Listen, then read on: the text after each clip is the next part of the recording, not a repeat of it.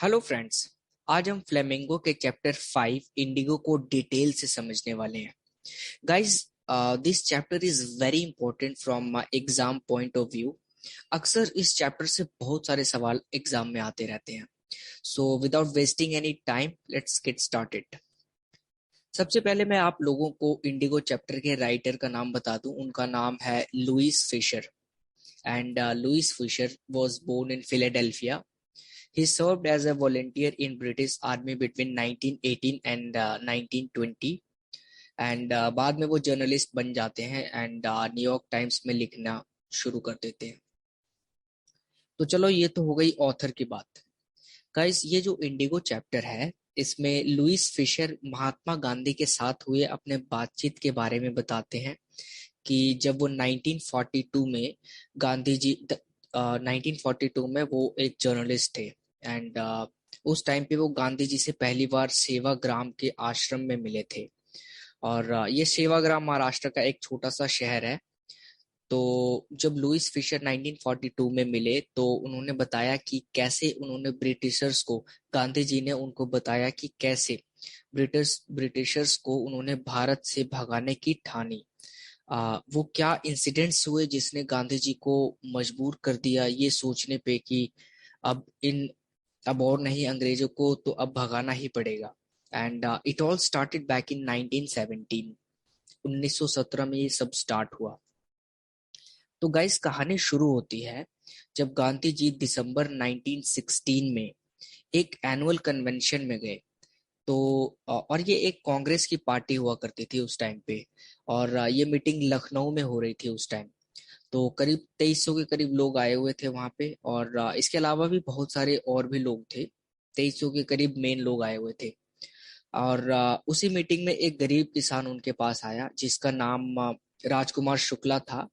Guys, ये जो कहानी है ये एक्चुअल में गांधी जी ने लुइस फिशर को बताई थी। और लुइस फिशर ने अपनी एक बुक लिखी थी। उस बुक का नाम था the life of Mahatma Gandhi. उसमें उन्होंने ये सारी बातें लिख रखी है और बता रखी है।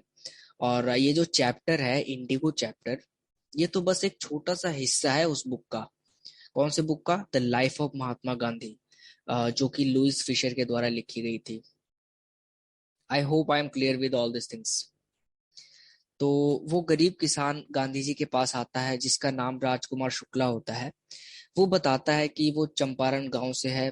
चंपारण बिहार का एक डिस्ट्रिक्ट है। और वो गांधी जी को ये कहता है कि मैं आपको अपने गांव ले जाने आया हूँ। मैं चाहता हूँ कि आप मेरे साथ मेरे गांव चलें। तो चंपारण में जो गरीब किसान होते हैं वो होते थे उस टाइम पे, वो मोस्टली शेयर क्रॉपर्स ही होते थे। शेयर क्रॉपर्स मतलब कि ये लोग होते हैं जो खेतों में कर्ज लेकर खेती करते हैं। और जब फसल होती है तो उसका कुछ हिस्सा कर्जदारों को देते हैं। और ये कर्जदार कौन होते हैं? ऑब्वियसली उस जमाने में जमींदारी उनका बैंक हुआ करती थी। तो जमींदार लोग ही उन्हें कर्ज देते थे। और कुछ ऐसे किसान भी होते थे जो कि उनका अपना खेत नहीं होता था। वो किसी जमींदार के खेत में काम करते थे, अपनी पूरी मेहनत करते थे। और फिर उनको, जमींदारों को उस फसल का कुछ हिस्सा उन्हें जमींदारों को देना पड़ता था। तो इस प्रोसेस को हम शेयर क्रॉपिंग कहते हैं। तो चंपारण में जो ऑलमोस्ट किसान थे, गरीब किसान थे, वो शेयर क्रॉपर्स ही हुआ करते थे। तो आई होप आपको शेयर क्रॉपर क्लियर हो गया होगा। और अब अगर आपको अभी तक भी समझ नहीं आया तो आप मदर इंडिया मूवी देख सकते हो। उसमें वो पूरी 2.5 घंटे की मूवी शेयर क्रॉपर के लाइफ पे ही बेस्ड है। लेकिन आई एम श्योर आपको शेयर क्रॉपर का मतलब अब तक तो समझ आ गया होगा। And Rajkumar Shukla was also one of the share cropper. लेकिन ये जो शुक्ला जी थे, ये गरीब और अनपढ़ तो थे, लेकिन ये रेजोल्यूट भी थे। मतलब एक डिटरमिन्ड बंदे थे। जो वो ठान लेते थे वो करके ही मानते थे। और वो लखनऊ के इस मीटिंग में, जो कांग्रेस की मीटिंग चल रही थी उस टाइम पे, उसमें एक कंप्लेन लेके आए। वो उनके साथ जो इनजस्टिस, अन्याय हुआ था, किसी ने उन्हें बताया कि जो बिहार में जमींदारी सिस्टम है इसको लेकर अगर आपको कोई कंप्लेन करना है तो आप गांधी जी के पास जा सकते हो, because Gandhi ji is the right person to speak all this things, and वो इसका कोई हल निकालेंगे, कुछ ना कुछ जरूर करेंगे वो इसके बारे में। तो शुक्ला जी बेचारे चले गए गांधी जी के पास कंप्लेन लेके उस लखनऊ वाली मीटिंग में, क्योंकि वो इस जमींदारी सिस्टम से बहुत ज्यादा तंग आ चुके थे। तो जब शुक्ला जी ने गांधी जी से कहा कि वो उन्हें अपने साथ चंपारण ले जाना चाहते हैं, तो उस टाइम पे गांधी जी थोड़ा बिजी थे, क्योंकि उन्हें एक जरूरी अपॉइंटमेंट में जाना था, और उसके बाद उन्हें और भी इंडिया के किसी अलग अलग हिस्सों में भी जाना था, कुछ काम था उन्हें अर्जेंट। तो उन्होंने शुक्ला जी को बताया कि भाई मुझे ये काम है, लेकिन अपने शुक्ला जी तो थे डिटरमिन बंदे, इतनी आसानी से मानने वाले नहीं थे। तो वो भी गांधी जी के साथ चले गए, जहां जहां गांधी जी जाते वहां वहां ये भी उनके साथ जाते, और साथ के साथ अपने चंपारण की भी कहानी सुनाते रहते उन्हें। ऐसे करते करते कई हफ्ते गुजर गए, लेकिन शुक्ला जी ने गांधी जी के साथ नहीं छोड़ी। आ, इससे गांधी जी भी इम्प्रेस हो गए, और उनको शुक्ला जी की कहानी भी बहुत पसंद आई। फिर उन्होंने गांधी जी ने एक डेट फिक्स कर दी, और उन्होंने उन्हें बताया कि इस डेट पे मैं कलकत्ता में हूँ, इस जगह पे हूँ, अगर मेरी जरूरत है तो आप मुझे आके ले जा सकते हो, मैं इस टाइम पे फ्री हूँ। फिर क्या था, शुक्ला जी सही डेट और टाइम देख के पहुंच गए गांधी जी को लेने। फिर उन्होंने कलकत्ता से पटना के लिए ट्रेन ले लिया और रवाना हो गए चंपारण के लिए। फिर यहाँ से डायरेक्ट दोनों लोग एक वकील के घर गए, जिनका नाम था राजेंद्र प्रसाद। और ये वही राजेंद्र प्रसाद थे जो इंडिपेंडेंट इंडिया के पहले प्रेसिडेंट बने। लेकिन राजेंद्र प्रसाद घर पे उस टाइम पे नहीं थे, और किसी काम से बाहर गए हुए थे, बिहार से ही बाहर गए हुए थे वो। अ, फिर ये लोग वहीं रुक जाते हैं, और हालांकि गांधी जी और शुक्ला जी दोनों को वहां पे स्टे मिल जाता है, लेकिन फॉर सम रीजन वहां पे अ, पहले के जमाने में बहुत ज्यादा अनटचेबिलिटी थी। तो उस टाइम पे उन्हें कुएं से पानी निकालने की परमिशन नहीं मिलती।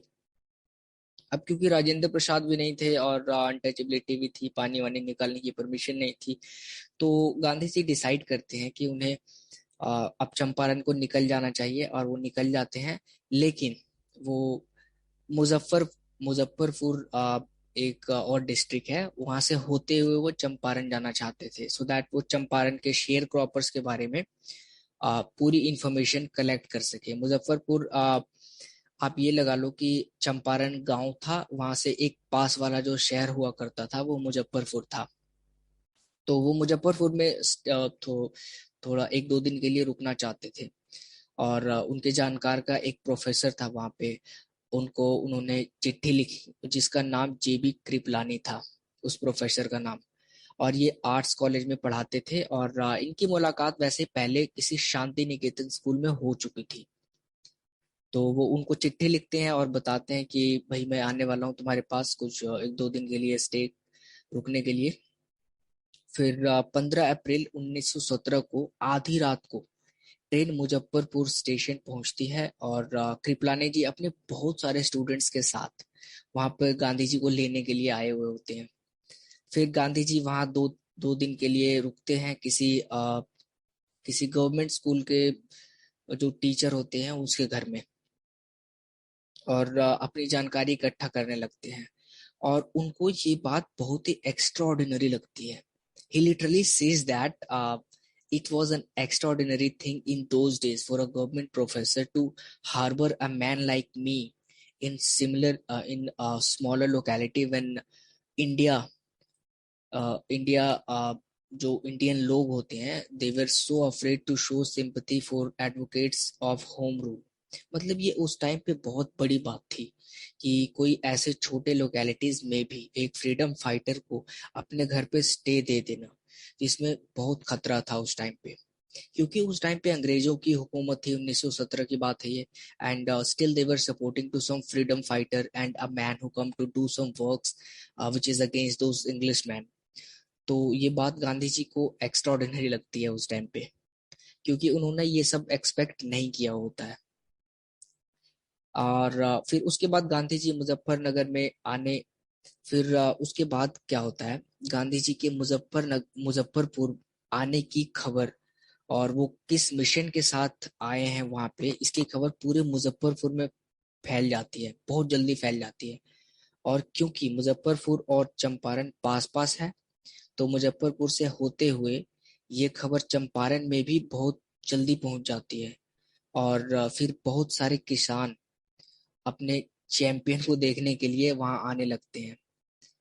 कुछ लोग गाड़ी घोड़े से आते हैं, कुछ लोग पैदल ही आ जाते हैं, क्योंकि उन्हें अपने चैंपियन को देखना था, जो उन्हें इस जमींदारी सिस्टम से आजाद करवाने वाला था। फिर गांधी जी मुजफ्फरपुर के कुछ लॉयर्स को बुलाते हैं, और फिर ये लॉयर्स गांधी जी को अलग अलग केसेस जो फाइल हो रखी होती है उस वही पीजेंट पीजेंट को लेके, और जो इंसिडेंट्स हो रखे होते हैं उसके बारे में बताते हैं। और जब गांधी जी को ये पता चलता है कि ये वकील लोग गरीब किसानों से कितनी मोटी मोटी फीस ले रहे हैं, तो वो उन वकीलों को बहुत ज्यादा डांटते हैं। And he says that I have come to a conclusion that we should stop doing the law court. हमें लॉ कोर्ट जाना अब बंद करना होगा। Taking such cases to the court does a little good. हमें ये केस करके ज्यादा कोई फायदा नहीं हो रहा है इस टाइम पे। Where peasants are so cursed and fear-stricken, law courts are useless. जब तक ये किसान लोग इन जमींदारों से डरते रहेंगे, इन कोर्ट्स का कोई फायदा नहीं है, हमें केस वगैरह करने से कोई फायदा नहीं है, फालतू में पैसों की बर्बादी है। And the real relief for them is to be free from fear. वो कहते हैं कि जब तक ये लोग गरीब किसान हैं, जमींदारों से डरना, अंग्रेजों से डरना बंद नहीं करेंगे, तब तक ये कोर्ट अ, का कोई ज्यादा यूज है नहीं, कोई फायदा नहीं है। मतलब गांधी जी उन वकीलों और प्रोफेसर्स को की और किसानों की बातें सुनने के बाद एक कंक्लूजन निकालते हैं। और अब लॉ कोर्ट में केस करना कोई फायदा नहीं है। ये एक कंक्लूजन में वो बताते हैं कि जब तक किसान जमींदारों से डरते रहेंगे, कोर्ट में केस फाइल करने का कोई फायदा नहीं है। और हमें कुछ ऐसा करना होगा जिससे इन फार्मर्स के मन में जमींदारों को लेके और अंग्रेजों को लेके जो पहले से डर बना हुआ है वो निकल जाए। So that's it for the first episode of the Indigo. I would love to know कि आप लोगों को ये कहानी समझ आ रही है, सब कुछ क्लियर है या नहीं।